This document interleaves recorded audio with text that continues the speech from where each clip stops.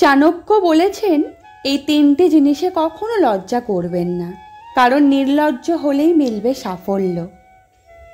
আচার্য চাণক্য গোটা বিশ্বের অন্যতম কূটনীতিক ও পণ্ডিত ব্যক্তি। তিনি নীতিশাস্ত্র লিখে গিয়েছেন। চাণক্যের নীতিশাস্ত্র আজও প্রাসঙ্গিক। চাণক্য বলে গিয়েছেন, তিনটি বিষয়ে লজ্জা করলে অসফল হতে পারেন। আচার্য চাণক্যের মতে কিছু বিষয়ে দ্বিধা করার অভ্যেস কোনো বিষয়ে দারুণ সুযোগ থেকে বঞ্চিত করতে পারে। যে ব্যক্তি দ্বিধাহীন, অর্থাৎ অর্থের লেনদেনে, জ্ঞান বা যে কোনো শিল্প শিখতে দ্বিধা করে না, সে সব সময় সফল হয়।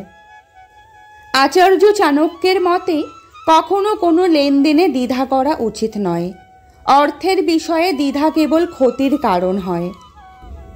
অর্থের ব্যাপারে দ্বিধাগ্রস্ত হয়ে ব্যক্তি নিজের ক্ষতি করে। যতক্ষণে ব্যাপারটা বোঝা যায় ততক্ষণে আর হাতে থাকে না কিছুই। পড়াশোনা বা অন্য কোনো শিল্প শেখার ক্ষেত্রেও কোনো দ্বিধা থাকা উচিত নয়।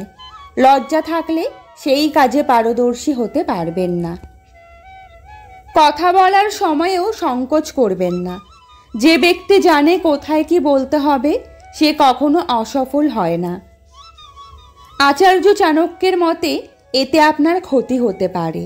যে ব্যক্তি কোনো বিষয়ে দ্বিধাবোধ করে না সে সফল হয়। চাণক্য বলেছেন যে এই ধরনের ব্যক্তি সুখী থাকে, শুধু উন্নতিই করে না, অল্প সময়ে এগিয়েও যায়। তো বন্ধুরা, আজকের ভিডিওটি ভালো লেগে থাকলে চ্যানেলটি সাবস্ক্রাইব করে দেওয়ার অনুরোধ রইল এবং প্রিয়জনদের মাঝে শেয়ার করার অনুরোধ রইল। ভালো থাকবেন, সুস্থ থাকবেন।